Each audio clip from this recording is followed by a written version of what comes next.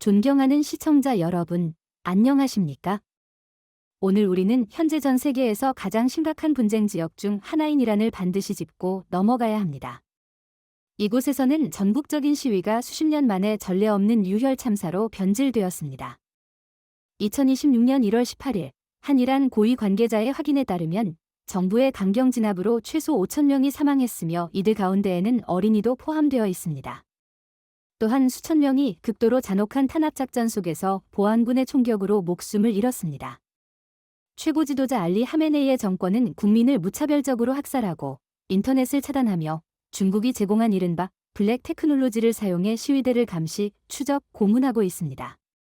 그 와중에 하메네이는 미국과 이스라엘의 책임을 전가하며 두 나라가 시위의 배후에 있고 막대한 피해를 초래하고 수천 명을 살해했다고 비난했습니다. 이는 2026년 1월 17일에 나온 공식 성명입니다. 이러한 주장은 이란이 극심한 혼란에 빠진 가운데 세계가 중국, 러시아, 이란, 북한으로 이어지는 위험한 연대의 움직임을 목격하고 있는 시점에 제기되었습니다. 같은 시기, 러시아는 2026년 1월 12일 우크라이나에 극초음속 미사일을 발사해 4명이 사망하고 막대한 피해가 발생했습니다. 북한은 2026년 1월 4일 한국의 무인기를 격추했다고 주장하며 추가적인 영공 침범이 있었다고 비난했습니다. 중국에서도 또 다른 사건이 여론을 뒤흔들고 있습니다. 2026년 1월 8일 허난성 주마덴시 신차이현에 위치한 칭화위안 중학교에서 성을 가진 13세 학생이 의문의 죽음을 맞이한 사건입니다. 이 사건은 장기 적출 및 시위 탄압과 연관되었을 가능성이 제기되고 있습니다.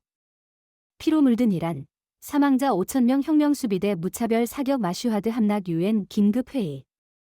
먼저 이란의 가장 긴박한 상황을 전해드리겠습니다. 전국적 시위는 2025년 12월 28일 심각한 경제 위기와 급격한 생활 수준 하락을 배경으로 시작되었습니다. 짧은 시간 안에 시위는 31개 주, 180개 도시로 확산되었으며 테헤란, 카라지, 케르만시아, 시라즈 등지에서 격렬한 충돌이 벌어졌습니다. 이제 이는 단순한 경제적 항의가 아니라 독재 정권에 맞선 직접적인 봉기로 변모했습니다. 독재자는 죽어라, 국왕 만세와 같은 구호가 곳곳에서 울려 퍼지며 국민들이 하메네이 정권을 거짓되고 부패한 체제로 전면 부정하고 있음을 보여주고 있습니다. 시위대는 또 가자도 레바논도 아니다. 나는 이란을 위해 희생한다고 외치며 정부가 국민의 주머니에서 돈을 빼내 하마스와 헤즈볼라를 지원하는 동안 정작 이란 국민은 극심한 빈곤에 시달리고 있다고 고발했습니다. 궁지에 몰린 정권은 이제 외세 개입을 핑계로 탄압을 정당화하고 있습니다. 인권활동정보협회에 따르면 첫 13일 동안 최소 65명이 사망하고 2,311명이 체포되었습니다. 그러나 실제 수치는 훨씬 더 높은 것으로 알려져 있습니다. 한 이란 고위 관계자는 2026년 1월 18일 기준으로 최소 5,000명이 사망했다고 확인했습니다. 국제앰네스티는 1월 17일 밤에만 카라지의 한 병원으로 89 이상의 시신이 운구되었다고 밝혔습니다.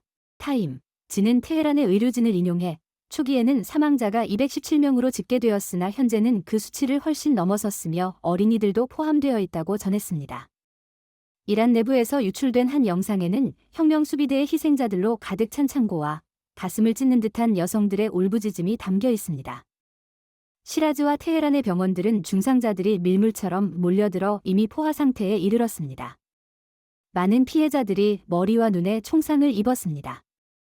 외과 의사의 심각한 부족으로 인해 긴급하지 않은 모든 수술은 전면 중단된 상황입니다. 전력 차단, 통신 차단, 마슈하드 함락. 상황은 계속해서 급속도로 악화되고 있습니다. 2026년 1월 8일 이란 전역에서 국가 전력망이 붕괴되었습니다. 1월 9일에는 정권이 인터넷과 전화통신을 차단하고 국제선 항공편을 취소했습니다. 하메네이는 국민과 정면으로 충돌했으며 어느 쪽도 물러서지 않는 대치 국면에 들어섰습니다. 2026년 1월 16일 저녁 시위대는 마침내 이란 제2의 도시이자 하메네이의 고향인 마슈하드를 장악했습니다. 보안군은 철수했고 일부 정부 청사에만 고립된 채 버티고 있는 상황입니다. 파르스주 카제룬시에서는 1월 17일 공개된 영상에서 혁명수비대가 오토바이를 타고 민가를 향해 무차별 사격을 가하는 장면이 포착되었으며 피해 규모는 아직 집계조차 되지 않고 있습니다. 카라지에서는 피난민들이 1월 9일부터 거리마다 피가 흐르고 차량들이 불타오르는 참혹한 광경을 목격했다고 증언했습니다. 이란 총검찰장은 1월 10일 무관용 원칙을 선언하며 중대 사안에 대해 사형을 위협했습니다. 경찰 역시 폭동을 단호히 진압하겠다고 밝혔습니다. 그러나 시위가 전국적으로 동시다발적으로 폭발하면서 통제와 탄압은 극도로 어려워진 상황입니다. 2026년 1월 15일 유엔 안전보장이사회는 이란 사태를 논의하기 위해 공개회의를 개최했습니다. 국내에서는 하메네이 정권이 인터넷을 부분적으로 재개할 계획을 세우고 있으나 여전히 강력한 통제를 유지하며 정보의 자유는 회복되지 않고 있습니다. 국제사회의 반응과 미국의 군사적 준비 신호. 국제 무대에서 도널드 트럼프 미국 대통령은 1월 8일 이란이 시위대를 계속 살해할 경우 미국이 극도로 강력하게 대응할 것이라고 경고했습니다. 1월 9일에는 쏘지 않는 것이 최선이다. 왜냐하면 우리가 쏘게 될 수도 있기 때문이라고 강조했으나 지상군을 이란에 투입하지는 않겠다고 밝혔습니다. 마코 루비오 미 국무장관은 1월 10일 용감한 이란 국민을 공개적으로 지지했습니다. 미국 국무부는 트럼프와 장난치지 말라. 그는 말한 대로 행동한다고 경고했으며 초강력 경제 제재가 준비 중인 것으로 알려졌습니다. 특히 주목할 점은 2026년 1월 9일 미군의 C-17 글로브 마스터 수송기, 탄약 수송와 KC-135 공중급유기가 독일에서 중동으로 이동했다는 사실입니다. 이는 미군이 대규모 행동을 은밀히 준비하고 있는 것 아니냐는 의혹을 불러일으켰으며 국제 앰네스티는 이란 정권의 면책 상태를 끝내기 위한 전 세계적 외교 행동을 촉구하고 있습니다. 중국, 러시아, 이란, 북한 측의 연동 교란. 이란 사태는 고립된 사건이 아니라 하메네이에 대한 압박을 완화하기 위해 중국, 러시아, 이란, 북한 측이 연동해 움직이는 더 큰 그림 속에 놓여 있습니다. 2026년 1월 9일부터 16일까지 남아프리카 공화국은 러시아, 이란, 중국과 함께 중국이 주도하는 해군 합동훈련 평화의 의지 2026을 남아프리카 인근 해역에서 실시했습니다. BRICS 협력이라는 명분이 내세워졌지만 인도는 BRICS가 군사동맹이 아니라며 참여를 거부했습니다. 중국과 이란은 구축함을, 러시아와 남아공은 호위함을 파견해 해상 안보를 명분으로 삼았으나 서방은 이를 국제 질서에 대한 도전으로 비판했으며 남아공은 심각한 외교적 후폭풍에 직면했습니다. 북한, 러시아, 그리고 병행된 군사 공격. 2026년 1월 4일 북한은 한국의 드론을 격추했다고 주장하며 주권 침해를 이유로 혹독한 대가를 경고했습니다. 한국 국방부는 이를 부인하며 해당 드론은 군 소속이 아니라고 밝혔습니다.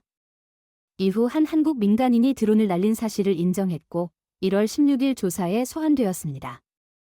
2026년 1월 12일 러시아는 마하10의 속도로 6개의 핵탄두를 탑재할 수 있는 극초음속 미사일 헤이즐넛, 하젤을 우크라이나에 발사해 키이우의 민간 건물 20채를 파괴했고 4명이 사망하고 25명이 부상당했습니다.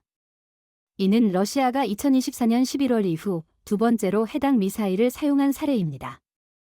러시아는 1월 15에서 16일에도 드론 공격을 이어갔으며 1월 18일 젤렌스키 대통령은 러시아가 우크라이나의 원자력 전력 시스템을 표적으로 삼을 가능성이 있다고 경고했습니다.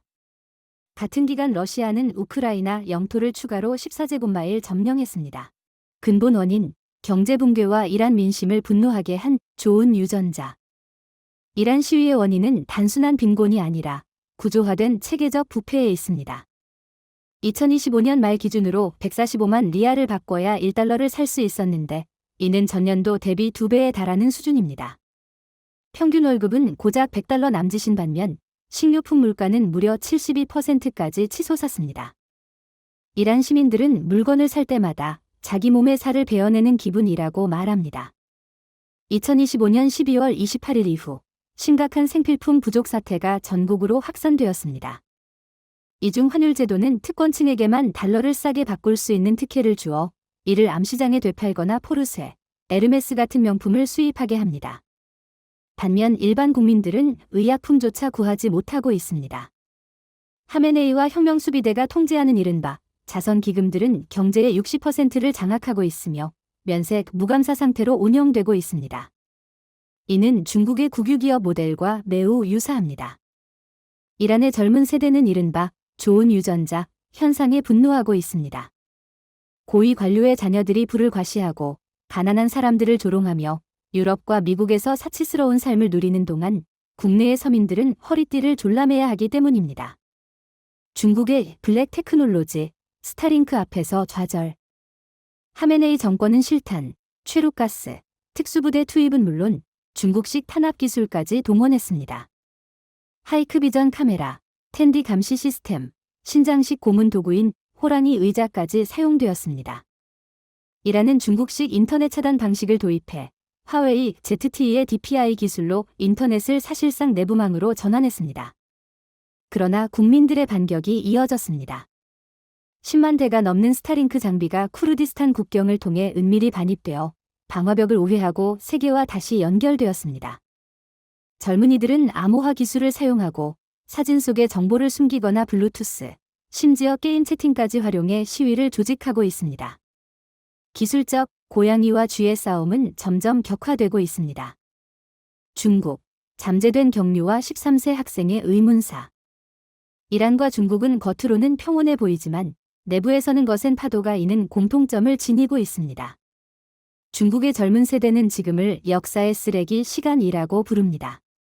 공식 청년 실업률은 16.9%지만 실제 수치는 훨씬 높다는 것이 중론입니다. 2025년 3분기 분산된 형태의 저항은 45% 증가했습니다.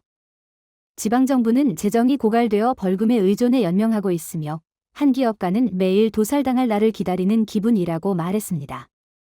정점은 2026년 1월 8일 허난성에서 발생한 주성을 가진 13세 학생의 사망 사건이었습니다. 학교는 가족에게 시신 확인을 허용하지 않았고 CCTV는 고장, 개인 소지품은 사라졌다고 주장했습니다. 냉동된 시신에서는 입에서 피가 흘러나왔고 가슴에는 바늘 자국으로 의심되는 구멍이 있었으며 허리에는 검푸른 멍이 남아 있었습니다. 가족은 장기 적출을 의심했고 심장에서 혈액을 흡입했다는 소문까지 돌았습니다. 이는 장기 이식 절차와 유사하다는 지적이 제기되었습니다. 항해 시위가 벌어졌지만 1월 14일 강제 진압되었고 이후 가족은 행방불명되었습니다. 당국의 심장질환이라는 결론은 강한 의혹을 받고 있습니다. 더욱 충격적인 것은 경찰이 아닌 교육국이 나서 형사사건이 아님을 배제한다고 발표했다는 점으로 명백한 권한 남용이라는 비판이 제기되고 있습니다. 독재 체제의 공통된 구조적 위기. 이란과 중국에서 벌어지는 사태를 나란히 놓고 보면 독재 체제가 공유하는 구조적 위기를 분명히 볼 수 있습니다. 이는 더 이상 개별 사건이 아니라 체제를 지탱해오던 기둥들이 동시에 무너지고 있는 현상입니다. 첫째는 국가와 국민 사이에 이른바 경제적 계약의 붕괴입니다. 오랫동안 국민들은 정치적 자유를 포기하는 대가로 성장과 물질적 삶을 약속받아 왔습니다. 그러나 그 약속이 더 이상 지켜지지 않을 때 체제의 정당성은 근본부터 흔들리기 시작합니다. 이란에서는 빵이 부족하고 물가는 폭등하며 임금은 생계를 유지하기에 턱없이 부족합니다. 중국에서는 수백만 가구가 주택대출을 감당하지 못하고 청년 실업이 만연합니다. 자유도 없고 먹고 살 길도 없는 상황에서 인내는 더 이상 지속될 수 없습니다.